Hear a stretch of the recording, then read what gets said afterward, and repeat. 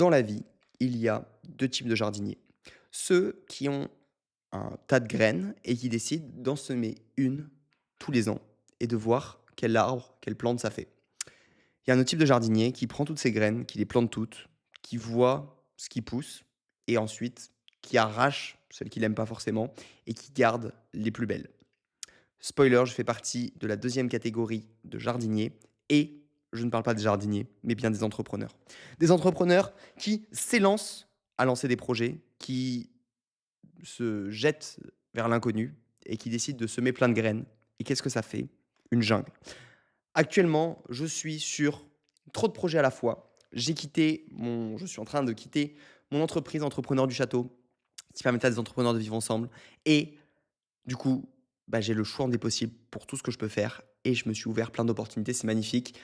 Bienvenue dans cet épisode de podcast, les amis, avec cette introduction complètement what the fuck où j'étais en train d'installer cette lumière qui me grille la tête et j'avais l'idée de cette métaphore, donc je voulais partager dès l'intro pour vous hook. J'espère que ça a bien marché. Et, euh, et on va parler de plein de sujets intéressants aujourd'hui. On va parler d'argent. Que faut-il faire avec l'argent?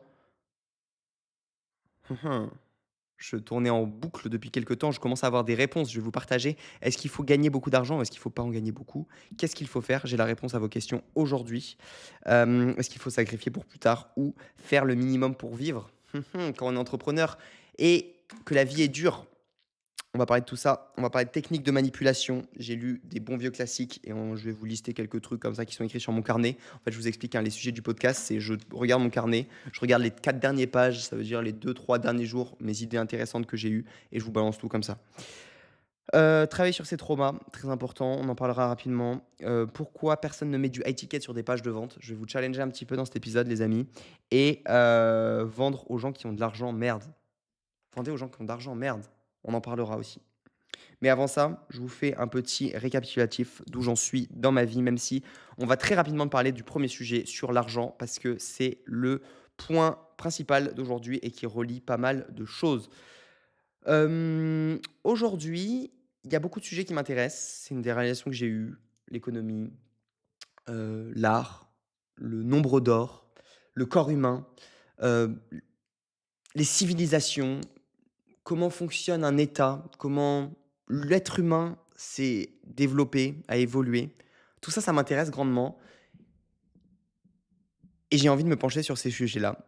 Et donc j'étais arrivé à la conclusion qu'il fallait que je fasse beaucoup d'argent, que je sacrifie quelques années pour ensuite m'intéresser à tout ça, librement, sans réfléchir à l'argent. C'était pas la bonne approche, je crois. Donc je commence dès aujourd'hui à m'intéresser à tout ça et j'ai vraiment envie de comprendre beaucoup mieux le monde qui m'entoure pour être un putain d'humain plus smart. Voilà. Sans pensée économique derrière. Et je pense que c'est la meilleure approche. Quand tu fais quelque chose pas pour l'argent, c'est là que l'argent arrive souvent après. Je l'ai remarqué dans ma vie, ça a toujours été comme ça. Je pense que j'ai envie de faire de la politique dans ma vie. C'est pas pour tout de suite, mais du coup, j'ai envie de tout comprendre. Voilà, je suis à soif de connaissances et d'apprentissage. Deuxième chose, ça fait un an que je suis végétarien, aujourd'hui. C'était en août l'année dernière. J'en parlerai, j'aimerais bien faire une vidéo YouTube dessus, un peu plus complète, peut-être dédiée à ce sujet-là.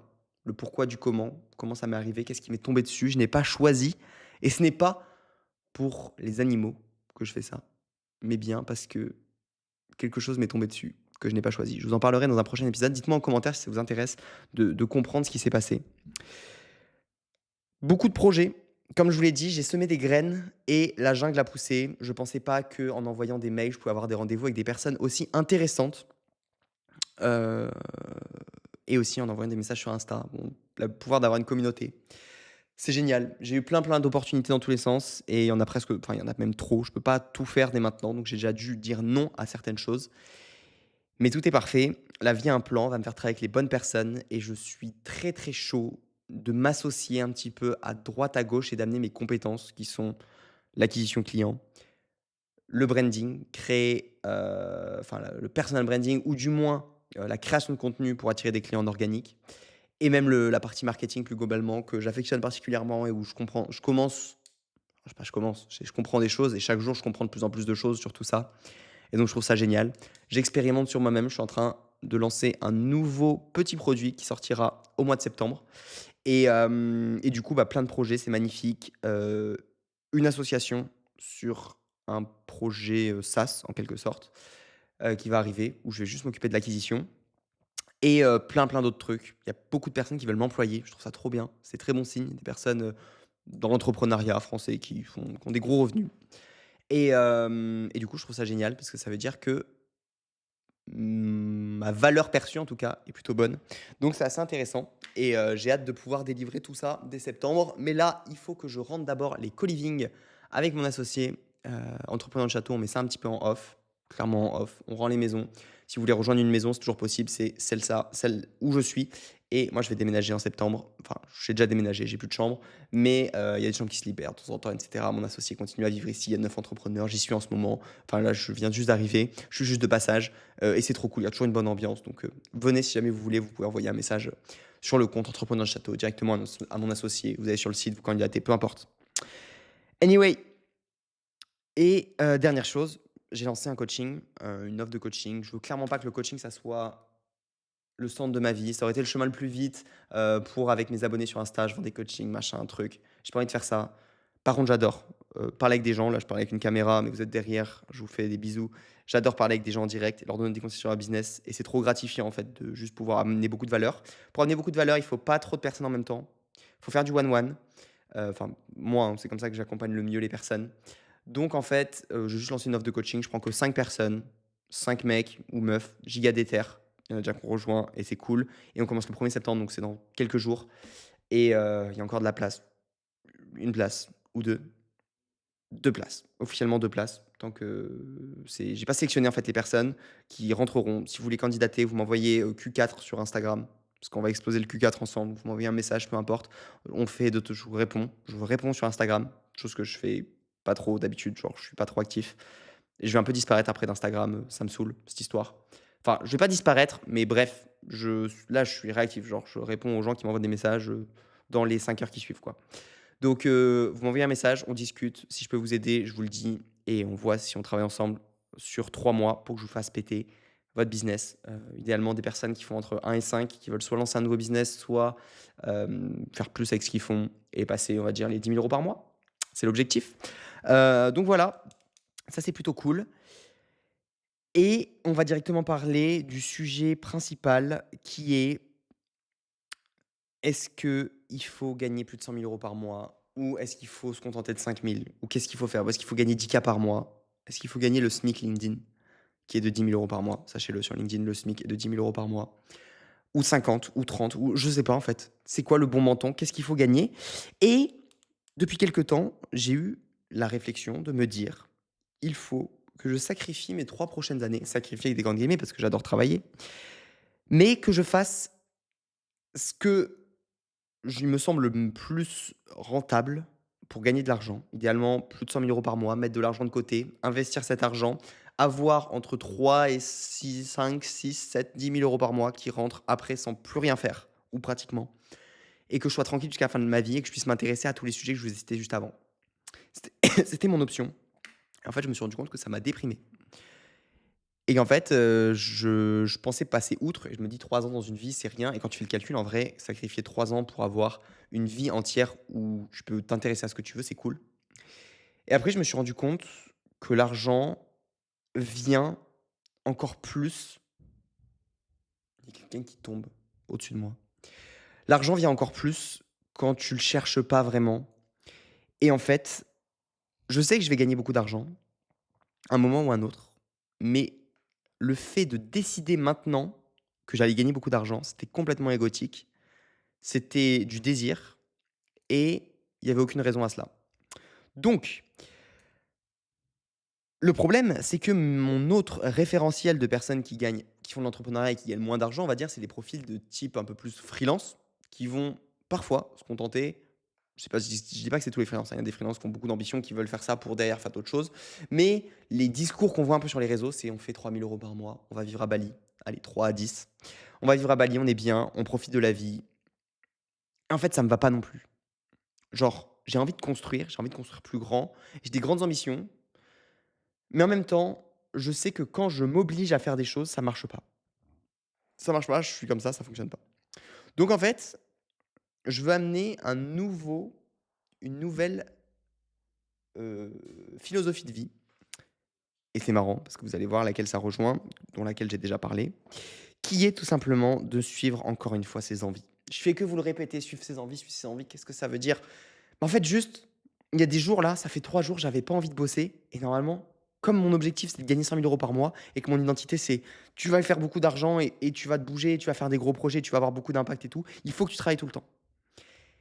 Et en fait, je suis en train de toucher du doigt et de réussir à me déculpabiliser de ne pas travailler tout le temps avec le super pouvoir que je n'avais pas compris jusqu'ici, qui est le changement d'identité très rapide. Et en fait, il suffit juste que les jours où je veux pas travailler, et bah, que cette journée-là, je ne baisse pas mon niveau d'ambition, mais au contraire, que je vois encore plus loin sur l'identité que je veux vraiment avoir et qui n'est pas au final de gagner 100 000 € par mois, mais qui est peut-être d'être un homme politique, peut-être de voir en fait plus grand et pour aller plus grand, j'ai besoin de plein d'autres choses, j'ai besoin de plein d'autres compétences et ces autres compétences, je vais pas les apprendre qu'en faisant du business. D'ailleurs, je trouve que beaucoup de politiques devraient faire plus de business, mais des fois, ils font de l'économie et tout. Mais je pense que ça fait des bons politiques, des gens qui font du business. Bref, c'est pas grave. Et donc, je suis en train d'arriver à un stade où je commence à trouver l'équilibre. Et c'est plutôt plaisant parce que là, vraiment, mon discours a changé. C'était terrifiant. Je disais, ouais, il faut faire 100 K, faut s'enfermer 3 ans, etc. Et après, j'étais là en mode, non, faut suivre ses envies, c'est pas grave, machin et tout. Et j'étais dans une dissonance qui était abominable jusqu'au moment où j'ai compris ça, que mon identité n'est pas fixe, que j'ai le droit d'avoir des grandes ambitions et en même temps de pas forcément être toujours à fond. Parce que au fond de moi, je commence à être de plus en plus persuadé que si je suis pertinemment mes envies, eh ben, il y a les plus belles opportunités à chaque fois qui arrivent et les plus belles choses qui se créent.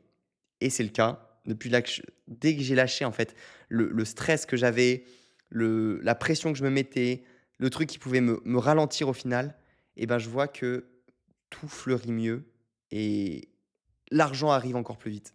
C'est vraiment un flux qui est drôle, l'argent. Et je pense que c'est encore une question de personnalité. Il y a des gens, c'est juste des gros bourrins, il faut qu'ils taffent, il faut qu'ils fassent les heures, etc. Comme des oufs et qui s'arrêtent jamais. C'est possible. Je sais même pas si c'est possible en fait. J'en sais rien. J'en sais rien. Je vous parle juste de mon cas de figure personnel et qui est que je sais qu'il faut juste que je m'écoute. Et aujourd'hui, j'avais envie de travailler 12 heures et j'ai putain de travailler 12 heures et c'était trop bien. Mais là, pendant 3 jours, j'ai pas bossé pratiquement. J'ai ouvert mon PC, j'ai fait 2 visios, hop. Et, euh, et c'était très bien aussi en fait. Et j'ai appris à l'accepter et j'ai passé des très bons moments. Donc, les amis, c'est magnifique. Encore une fois, il faut suivre ses envies. Et là, certains vont me dire, je ne sais pas quelles sont mes envies. Et bien, ce que tu vas faire, c'est comme moi sur cette liste. Et tu vas noter tout ce que t'aimes au quotidien. Et en fait, tu as juste à faire un maximum de trucs pour suivre tes envies, trouver un moyen ou pas de le monétiser. Si tu as envie de gagner de l'argent, bah, essaie de gagner de l'argent. Si tu pas envie de gagner de l'argent, gagne pas d'argent, en fait, c'est pas le problème. Et du coup, là, par exemple, l'autre jour, j'ai fait vraiment dans une journée, 6, des trucs que j'aime. J'ai noté une vingtaine de listes, je vous fais rapidement. Parler à des humains, j'adore. Lire des livres, marcher, faire du sport, rigoler avec des amis, voyager, gagner de l'argent, faire des cabanes, boire un café en terrasse, écrire dans mon carnet, faire des vidéos sur YouTube, regarder le lever ou le coucher du soleil, passer du temps avec de belles femmes, danser, écouter de la musique, bien manger et encore d'autres choses. Je vous ai fait quelques points comme ça et c'est trop bien, purée. Après avoir écrit ça, je vois ma journée. Je journale tous les jours, les gars, c'est trop bien. J'écris ce que je viens de faire. J'écris à chaque fois. En fait, je mets des cœurs quand je suis rempli d'amour, souvent dans mon carnet. Genre, c'est naturel, les cœurs. Voilà. Je mets des cœurs et là, je vois, il y a plein de cœurs un peu partout. J'étais heureux, en fait, à faire juste des trucs que j'aime. J'adore écrire dans mon carnet. J'adore parler avec des amis et juste rigoler. Et j'arrive à être encore plus dans l'instant présent quand juste je fais ces actions-là et que je les fais en pleine conscience. Ça tourne en rond ce que je dis, mais juste faire un truc et le faire vraiment et la vie est trop belle. Bref, c'est magnifique, et le truc, c'est que j'adore gagner de l'argent, putain et j'aime bien et juste des fois, je me lève un matin et c'est comme si je gagnais de l'argent si je le mettais aussi haut qu'une autre activité. Genre en mode gagner de l'argent, ça me remplit de bonheur, ça me rend heureux Boire un café en terrasse, ça me rend heureux. Je me lève le matin, qu'est-ce que j'ai envie de le plus de faire? Et c'est vraiment la question qu'il faut vous poser le matin. Et peut-être ça marche pas, du coup, chez des personnes qui ont pas ce plaisir de faire du business, de s'intéresser au marketing, parce que j'adore aussi le marketing, j'adore faire des vidéos, tu vois? J'adore tous ces trucs-là. Et donc je me lève le matin, j'ai envie de faire ça. Et en fait, juste, je me lève le matin, je me dis: «Qu'est-ce que j'ai envie de faire?» J'ai ma to-do list que j'ai écrit la veille et je choisis parmi tout ça.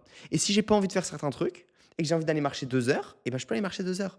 Et c'est ça le truc, le vrai bonheur, j'ai l'impression, les amis. C'est génial. Et ouais, putain, je me sens bien, quoi. C'est magnifique. Donc j'espère que vous trouverez cet équilibre. Je suis désolé, je reviens toujours à cette conclusion et c'est pas pour rien que j'ai écrit un livre dessus, heu, il y a quelque temps.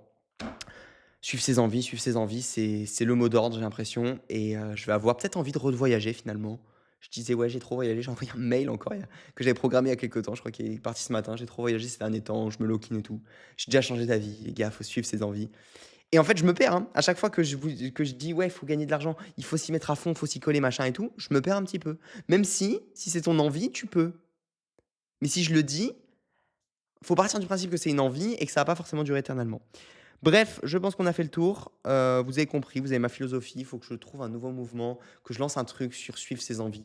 Je sais pas comment je vais le formuler, mais je vais vous trouver un mécanisme, stylé. Tout ce que je vous explique là, mais en condensé en une phrase sexy. Et en fait, c'est une idée, c'est une vraie idée de philosophie de vie qui doit être propagée, tu vois? Et je l'entends pas assez, en fait. Je l'entends pas assez, ce truc de suis ce que tu as envie de faire et c'est ça qui t'amène à des magnifiques résultats. Et du coup, tout est acceptable. Tout est acceptable, en fait. Peu importe ce que tu as envie de faire, bon, pas des trucs qui empiètent la liberté de d'autres personnes, heu, la liberté des autres, non. La liberté des autres s'arrête là où j'ai plus là. La liberté des autres non, ta liberté s'arrête là où commence celle des autres. Une punchline comme ça, je l'ai plus là. Mais voilà, faites pas des trucs, de débiles, enfin, qui font chier les gens, ça sert à rien. Mais par contre, si tu as des envies, en fait, c'est légitime et c'est OK de les suivre et c'est ça qui amène le plus de résultats, en fait. Et vraiment, sur le long terme, j'en suis persuadé, j'en suis sûr. Allez, on avance. Technique de manipulation. Ah bah, alors là, j'ai recopié ça tout à l'heure parce que j'avais pris des notes sur mon téléphone. Je vais vous les faire une par une. Oh, qui vient? Venez, venez, venez, c'est intéressant. Eh beh, tu peux avoir un trépied, Alaïs. Peut-être là? Je sais pas. Je sais où il y en a un, Alaïs. Il y en a un non, tu peux en avoir un quand tu arrives à la salle de bain, à droite, derrière la porte qui est penchée comme ça, blanche, il y a un sac et il y a un trépied à moi dedans, je crois. C'est très précis. Oui. Merci pour l'intervention, Anaïs. Continuons. Des techniques de manipulation. Alors, hem, aggraver oh là là, c'est génial. Je vous ai noté là quelques trucs pas mal. Aggraver une situation j'ai écouté en livre audio, Persuasion. Du même mec qui a écrit Influence et manipulation, c'est un livre qu'il a écrit après. La persuasion, en gros, c'est avant l'annonce du prix, mettre la personne dans les bonnes conditions pour qu'elle dise oui au moment où tu feras une vente, où tu proposeras de pitch ton truc. Toutes les étapes avant, en quelque sorte. Mais il y a d'autres techniques qui viennent d'ailleurs. D'ailleurs, c'est pas que de là. Aggraver une situation où tu es responsable.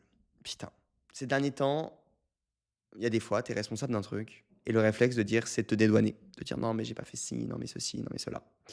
Alors que si tu casses, je sais pas, tu fais un truc, allez, tu casses une vitre et en fait, tu casses une vitre chez quelqu'un et au moment où tu lui annonces, tu en rajoutes des tonnes. Déjà, la personne s'attend à ce que la vitre soit explosée, qui t'a fait juste une fissure dans la vitre et toi, tu es là, tu es en mode: «Mec, je suis désolé, j'ai vraiment déconné, j'aurais jamais dû jouer au foot à côté de la vitre. Putain, je suis vraiment qu'un ignare. Ah, putain, c'est vraiment terrible, c'est abominable la vitre et tout. Viens voir la vitre». Bam, tu montes la vitre et en fait, tu «Ah mais c'est que ça! Ah mais ça va» et la personne le prend bien et en plus, si vous fouettez, vous flagellez comme ça, la personne finira par, en plus, par vous dire: «Non, mais c'est bon, parle pas aussi mal de toi, quoi».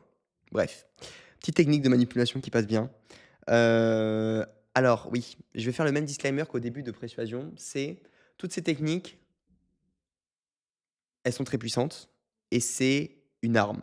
Une arme qui peut servir à défendre le bien ou à défendre le mal. Si vous les faites À mauvais escient, si vous l'utilisez à des mauvaises fins, bah, c'est pas ma responsabilité, mais sachez que vous pouvez utiliser ces techniques pour aider d'autres gens. Dans certaines circonstances, c'est pour le bien des autres, de l'humanité qu'on utilise certaines techniques pour comme en vente, en fait. Quand tu sais que tu vends un bon produit, c'est pour ça qu'au final, je me forme à ça. Quand tu vends un bon produit et ben, c'est OK de «manipuler» entre guillemets la personne pour l'aider à passer à l'action parce que tu sais que derrière, tu vas lui vendre quelque chose de qualitatif. Voilà, petit disclaimer.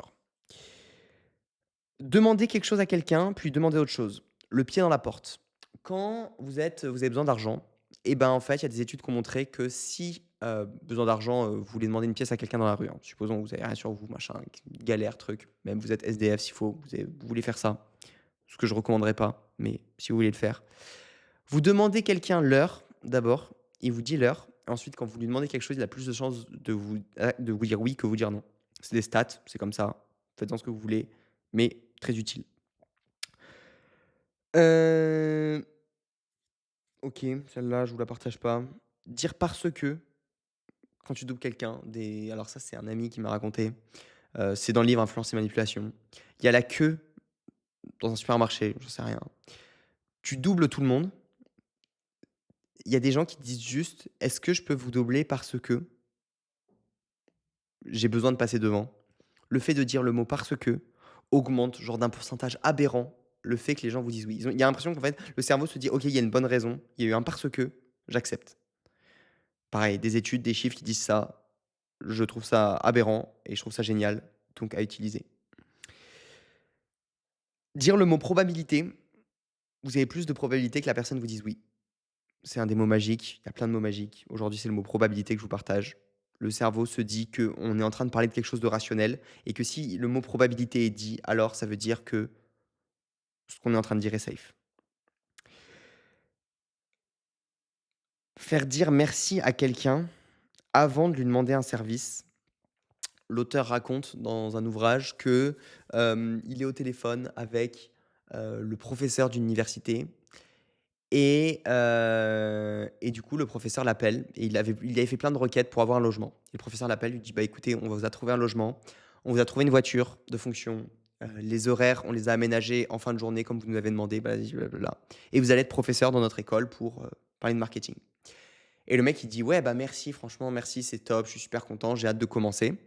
Et le mec, ensuite, lui a demandé: «Par contre, j'ai une classe, qui a pas de professeur et j'aimerais que vous soyez le professeur». Et le mec a dit: «Oui». Et il dit que si le mec lui avait pas annoncé avant des bonnes nouvelles et qu'il l'avait pas en partie remercié, il aurait pas dit oui après. Il aurait aucune raison d'accepter. Et donc quand vous avez une demande à faire à quelqu'un, toujours le principe, apporter de la valeur avant et faire en sorte qu'il vous remercie pour ça ou même lui rendre service, peu importe. Et ça peut être vraiment cool.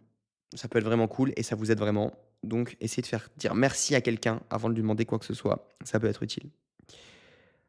Allez, on va pas faire plus long sur, cette partie. J'ai d'autres choses qui sont très, très intéressantes, mais vous allez écouter, vous lisez Influence et manipulation et persuasion et voilà, je vous ai mis à la bouche avec quelques astuces et vous allez faire le travail de fond en lisant un livre parce qu'on retient mieux quand on lit quelque chose que quand on écoute une vidéo, je pense. Je sais pas pourquoi, instinctivement, j'ai l'impression. Après tout dépend. Je suis pas sûr de ce que je dis. OK, tac, je vous rappelle que j'ai écrit je fais jamais de CTA dans mes vidéos et je vous rappelle juste qu'il reste quelques jours pour candidater et rejoindre l'accompagnement du Q4 pour tout péter sur cette fin d'année, pour les gens vraiment chauds, déter à avoir des résultats, qui sont prêts à bosser, qui ont envie de bosser et envie d'avoir des résultats. Vous m'envoyez un message sur Insta, on discute et on voit si on fait un truc ensemble et si, bah, on va chercher des gros chiffres sur ce Q4 quoi, c'est tout. C'est ça l'objectif. Vous m'envoyez un message et monter en compétences, très important. Le plus important, compétences réseau. Allez voir mon dernier épisode. Je suis encore plus d'accord avec ce que j'ai dit que la dernière fois. Dernier épisode de podcast, pas celui sur la spiritualité, celui juste avant. Les compétences et le réseau, c'est les choses les plus importantes. Et là, vous allez vraiment monter en compétences en fin d'année si vous rejoignez le Q4, l'accompagnement du Q4. On continue. Travailler sur ces traumas, incroyable. Alors, j'ai 3 questions pour vous. Qu'est-ce qui bloque aujourd'hui dans votre vie? Est-ce que vous vous auto-sabotez et est-ce que vous avez des schémas qui se répètent dans votre vie? Des schémas que vous n'avez pas envie qu'ils se répètent? Si oui, c'est sûrement qu'à l'origine, il y a un trauma. Je vais pas vous faire un cours sur quoi que ce soit, je suis pas assez formé autour de ça. C'est un sujet qui m'intéresse beaucoup parce que j'adore l'humain, j'adore comprendre l'humain, comment il fonctionne. Putain, j'ai parlé pendant avec un random dans la rue, 1 heure et demie, 2 heures, un random complet, hein, qui a perdu son père quand il était jeune et j'ai vu tout ce que ça a engendré dans sa vie et même lui en est conscient et il sait que c'est à cause de ça qu'il y a plein d'autres événements qui sont arrivés ensuite et waouh et le mec avait 60 entre 60, allez, 55 et 70 ans, je peux pas dire plus précisément. Il m'a beaucoup touché. Grosse dédicace à lui, qui regardera jamais cette vidéo, qui connaît même pas mon Insta, qui sait même pas mon prénom en fait. J'ai fait que lui poser des questions et hem et c'était juste dingue et je me suis rendu compte de l'importance du truc. J'ai déjà chez moi débunk pas mal de trucs, heu et c'est pas fini, il y en a sûrement plein d'autres. Mais j'ai remarqué que les éléments déclencheurs, enfin, une des tro enfin, ça, c'est vraiment ma théorie, hein, là, c'est moi qui ai écrit ces 3 trucs. Mais c'est regarder d'abord parce qu'on peut pas savoir, en fait, tu peux pas tomber sur un trauma comme ça. Il faut faire un travail, tu vas avoir des personnes compétentes et cetera et cetera. C'est pas moi qui vais t'aider à ça. Mais juste, je t'envoie sur la piste de te renseigner et de commencer à t'introspecter sérieusement si il y a des endroits qui bloquent dans ta vie, des choses que tu vas voir que tu arrives pas à voir. Est-ce que tu t'auto-sabotes sur certaines choses? Et est-ce que tu as des schémas qui se répètent? De choses que tu as pas envie qui se répètent dans ta vie? Genre de gens que tu attires, par exemple, je sais pas, il y a plein d'exemples de schémas qui se répètent.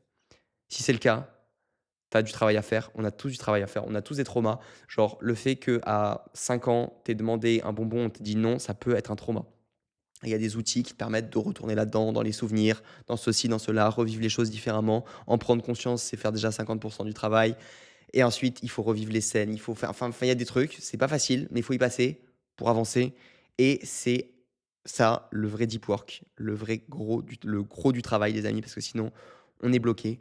Donc voilà, pour la piste, c'est tout. Désolé, je peux peut-être pas vous en dire plus, mais c'est un bon conseil selon moi, ce que je vous ai donné là.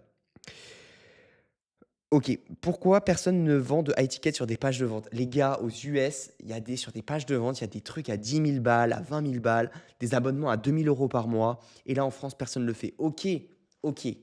Pour des randoms, tu peux pas vendre des trucs high ticket sur des pages de vente. Mais pour des entrepreneurs, venez, on se chauffe à mettre des offres. Moi là, je suis prêt à acheter des offres high ticket sur des pages de vente. C'est bon. Moi, je suis prêt à faire le cap. Donc venez là, on et en plus, personne bon, il y a des gens qui doivent le faire en France, hein, sûrement. Mais pas grand monde le fait, sûrement parce que le marché va pas répondre en la faveur du truc, il va pas être chaud. Mais les gars, je crois qu'il faut quelqu'un qui porte ses couilles et qui teste là, de faire du high ticket sur des pages de vente. Genre en upsell à la fin de la fin, tu vois? Et je suis chaud de le faire. Donc là, je vais le faire. Je suis en train de préparer un petit tunnel qui va être bien sympa parce que forcément, j'aide des personnes à faire des choses. Je vais dans des entreprises, m'associer avec certaines personnes et je mets en place des choses. Mais où est-ce que je peux être complètement libre et m'amuser avec le business? C'est évidemment chez moi. Et donc, bah, chez moi, je peux tester des trucs, lancer des produits, faire ce que je veux, tester des nouveaux moyens d'acquisition et expérimenter un petit peu. Donc là, j'ai un tunnel sympa qui arrive et on va foutre du putain de étiquette sur des pages de vente. Faut porter ses couilles à la fin. Voilà, c'est tout ce que j'ai à dire. Et aussi, dernier truc, je me suis rendu compte, bon là, j'en ai marre de vendre des trucs à des personnes à qui c'est dur de vendre et en fait, je vois des personnes autour de moi qui essaient de vendre des trucs à des personnes à qui c'est dur de vendre et qui ont pas beaucoup d'argent. Oui, on a 20 ans, on a 25 ans, on a je sais pas quel âge et on attire des personnes de notre âge. Mais en fait, le vrai game, je pense, ça va être d'aller chercher, de vendre ses services, vendre même de la prestation, vendre peu importe, à des personnes qui sont plus vieilles et qui ont plus d'argent. Et là, ça me paraît évident, je sais pas pourquoi, j'ai l'impression qu'il y a beaucoup, de, de personnes qui en fait là, de coachs, de trucs sur Instagram et tout le monde vend aux mêmes infopreneurs et ça tourne un peu en rond. Et là, ces derniers temps, je parle avec des personnes qui font des sous et même je réfléchis un peu et je vois les moyennes d'âge à qui tu vends et en fait, être mainstream et vendre à des débutants, c'est pas le meilleur truc, quoi. C'est pas le meilleur truc. Alors je dis pas qu'il faut jamais le faire, au contraire, ça peut être cool et ça fait aussi des personnes qui débutent et que tu les aides à faire les premiers pas et du coup qui consommeront chez toi plus tard et c'est une vision long terme. Mais en fait, si tu veux aussi faire de la thune, aujourd'hui, c'est qui ta cible? Est-ce que tu as une cible, qui ne gagne pas beaucoup d'argent? et qui a moins de, je sais pas, 20 000 € de côté, bah, c'est pas une très bonne cible, en fait. C'est un peu ma conclusion, là. Parce que c'est quand même plus cool de vendre à quelqu'un qui a des sous et qui casse pas la tête et quand tu dis des gros chiffres, c'est OK et voilà, quoi. Et en plus, tu peux amener plus de valeur parce que du coup, tu peux vendre plus cher et du coup, quand tu vends plus cher, toi, à délivrer un truc, tu es plus impliqué et tout le monde va mieux, en fait.